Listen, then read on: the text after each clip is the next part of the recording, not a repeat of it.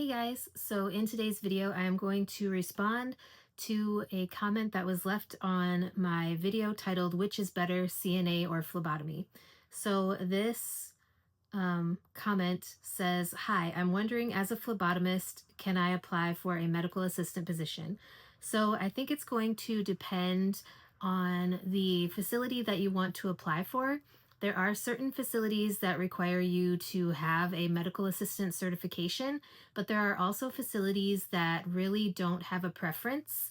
Um, they will hire people who do not have a medical assistant certification. There are also facilities that will allow you to work for them and do the training and get the certification within a certain period of time. There are also people, like I said, who don't require a certification to work for them at all.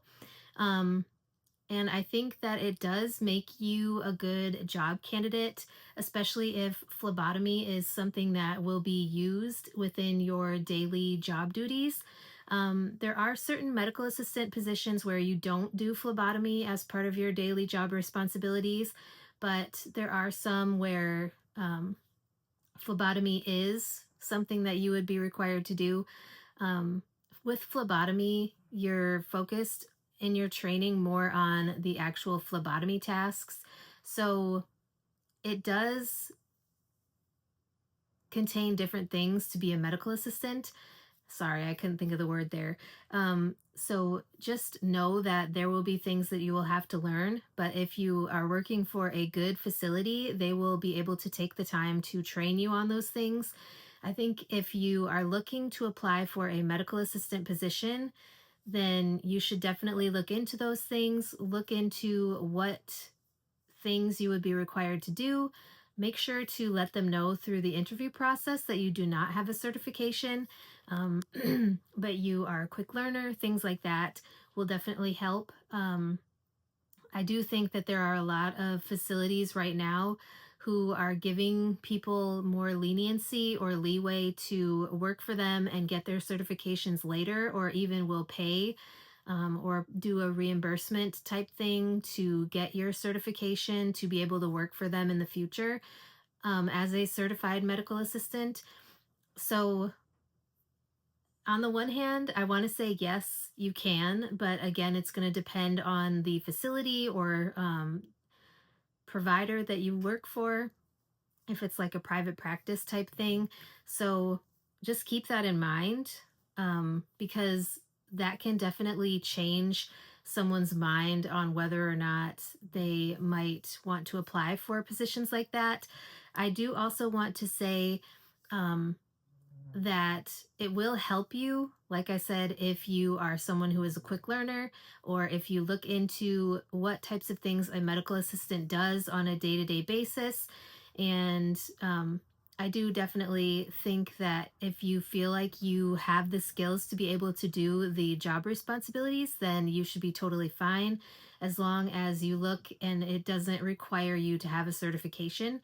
Um, and like I said, there are medical assistant positions that require phlebotomy skills, but there are also medical assistant positions where you don't use phlebotomy skills at all. Like my previous position at the hospital, when I worked urgent care, I did not use my phlebotomy skills because we had a lab in the hospital. And so they had phlebotomists able to draw blood and things like that whenever I would work in the urgent care setting. But when I worked in family practice in our outlying clinics, I was required to use my phlebotomy skills because I have a medical assistant certification as well as a phlebotomy certification.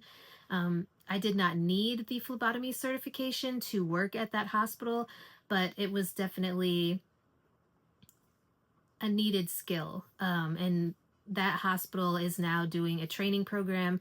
So you can also look at facilities who might be offering a training program. You can ask that during your interview process if they would be willing to do like reimbursement for you to get your training and certification and things like that. Or you can ask once you start a position, things like that, just to know. So I know that this was a short video. Hopefully that helps.